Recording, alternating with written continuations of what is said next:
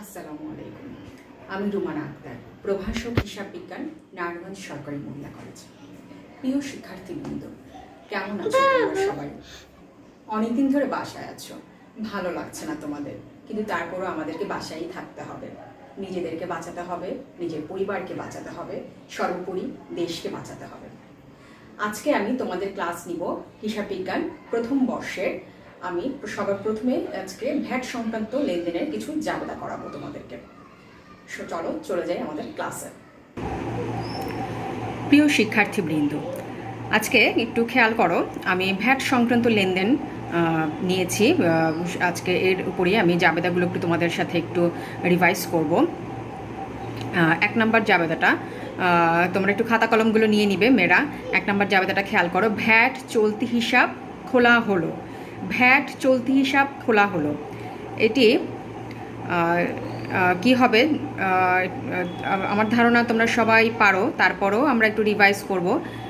একটু খেয়াল করো, ভ্যাট চলতি হিসাব খোলা হলো। এটা হচ্ছে ভ্যাট চলতি হিসাব ডেবিট, নগদান হিসাব ক্রেডিট। একটু আমরা দেখি, এই যে দেখতে পাচ্ছ 201 নাম্বার, ভ্যাট চলতি হিসাব ডেবিট, নগদান হিসাব ক্রেডিট। অ্যামাউন্টটা হচ্ছে 20,000 টাকা, 20,000 টাকা ডেবিট টাকা এবং ক্রেডিট টাকা। এবার 2 নাম্বার জাবেদাটা কি আছে একটু আমরা দেখব। 2 নম্বরে আছে নগদে পণ্য ক্রয় 1,000 টাকা এবং 15% হারে ভ্যাট প্রদান করা হলো।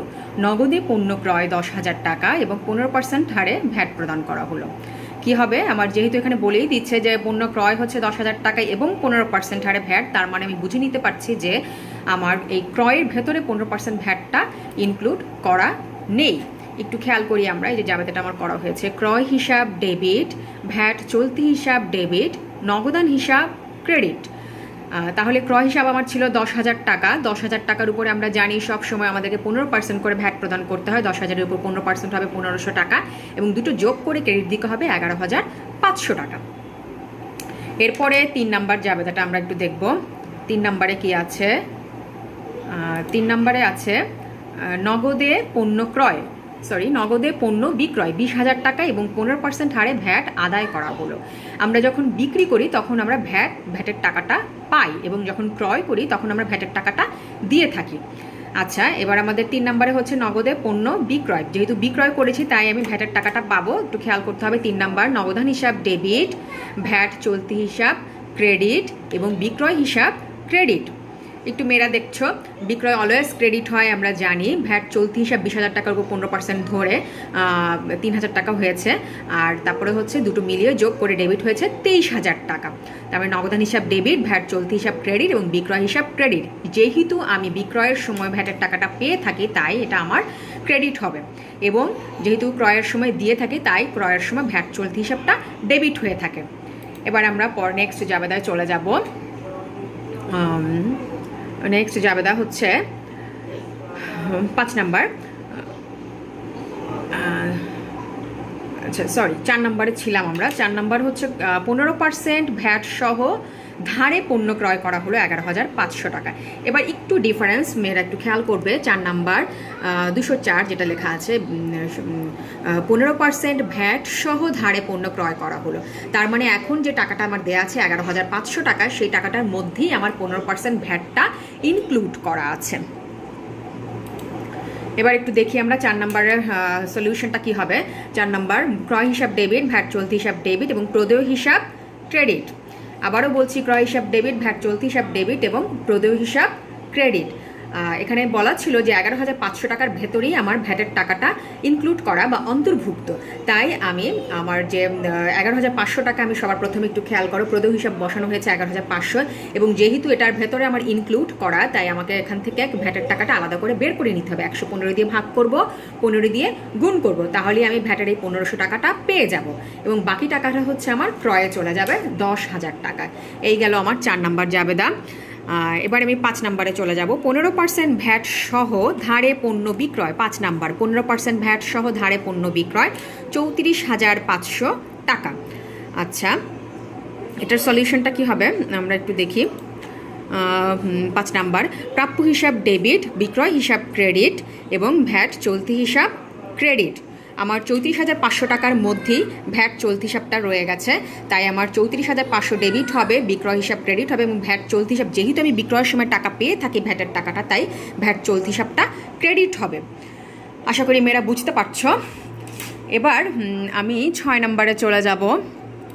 6 নম্বর জাবেদাটা কি আছে? সরকারি কোষাগারে ভ্যাট জমা দেওয়া হলো। 6 নম্বর, সরকারি কোষাগারে ভ্যাট জমা দেওয়া হলো 15,000 টাকা। ওকে,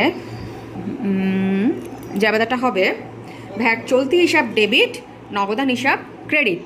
6 নাম্বার, 206 নাম্বার, ভ্যাট চলতি হিসাব ডেবিট, নগদান হিসাব ক্রেডিট 15,000। এটা একেবারেই সহজ। এবার 7 নম্বরে কি আছে আমরা একটু দেখি। 7 নম্বরে আছে আসবাবপত্র ক্রয় 10,000 টাকা এবং এর উপর 15% ভ্যাট প্রদান করা হয়। আসবাবপত্র ক্রয় 10,000 টাকা এবং এর উপর 15% ভ্যাট প্রদান করা হলো। ওকে, 207 নাম্বার। ওকে, 7 নাম্বার জাবেদাটা আমাকে একটু দেখতে হবে কি লিখেছে। লেখা হয়েছে আসবাবপত্র হিসাব ডেবিট, নগদান হিসাব ক্রেডিট এবং ব্যাখ্যাটা খেয়াল করি আমরা। আসবাবপত্র ক্রয় এবং এর উপরে 15% হারে ভ্যাট প্রদান করা হলো। টোটাল টাকাটা হচ্ছে 11,500। আবারও একটু খেয়াল করি আমরা, আসবাবপত্রের টাকাটা ছিল আমার 10,000 এবং তার উপর 15% ভ্যাট সহ আমার আসবাবপত্রের টাকাটা হচ্ছে 11,500। যেহেতু আমরা জানি যে সম্পত্তি ক্রয়ের সময় আমার সকল ধরনের খরচগুলি সম্পত্তির সাথে যোগ হয় বা সম্পত্তি হিসেবেই দেখাতে হয় আমাদেরকে, তাই আমি আসবাবপত্র হিসাব ডেবিট এবং নগদান হিসাব ক্রেডিট লিখব এবং টোটাল টাকাটাই একসাথে যোগ করে হিসাবভুক্ত করবো। আসবাবপত্র হিসাব ডেবিট, নগদান হিসাব ক্রেডিট। এর নেক্সট জাবেদা হচ্ছে 208 নাম্বার। আচ্ছা, কি আছে আমার 8 নম্বরে কি আছে একটু দেখি আমরা। মণিহারি ক্রয় 500 টাকা এবং এর উপর 75 টাকা ভ্যাট প্রদান করা হলো। মণিহারি ক্রয় 500 টাকা এবং এর উপর 75 টাকা ভ্যাট প্রদান করা হলো। আচ্ছা,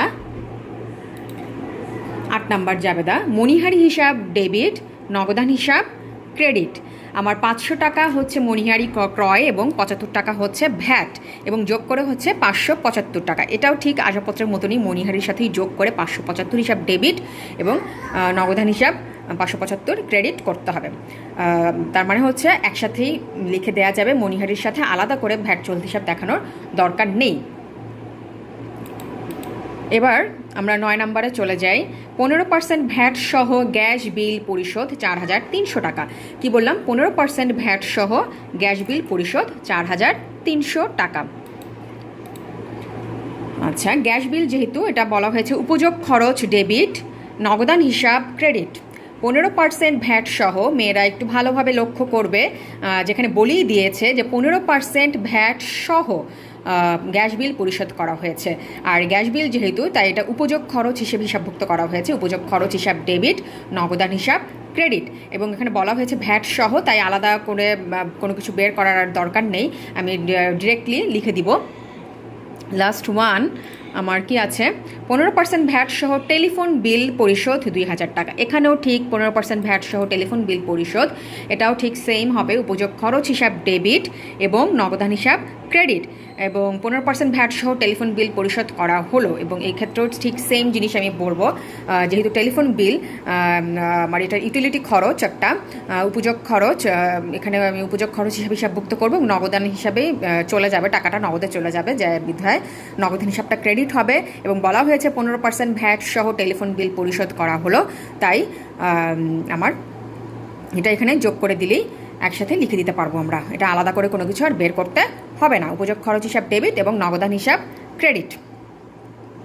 মেয়েরা, আমি তোমাদেরকে বেশ কয়েকটি ভ্যাট সংক্রান্ত জাবেদা আজকে দেখালাম। তোমরা বাসায় বসে ভ্যাট সংক্রান্ত জাবেদাগুলো তোমাদেরকে দেখালাম। আমি আশা করব তোমরা বাসায় বসে এই জাবেদাগুলো একটু বেশি বেশি করে প্র্যাকটিস করবে, কারণ এই জাবেদাগুলো আমাদের বেশ ভুল হয়। আমরা পরীক্ষার খাতায় দেখি তোমাদের এই ভ্যাট সংক্রান্ত জাবেদাগুলো তোমরা বেশ ভুল করো এবং ভ্যাট চলতি হিসাব এই জিনিসটা তোমাদের আসে ক নাম্বারে। এটাও একটু বাসায় বসে বেশি বেশি প্র্যাকটিস করবে। আজকে এই পর্যন্তই, আশা করি ভালো থাকবে। আসসালাম।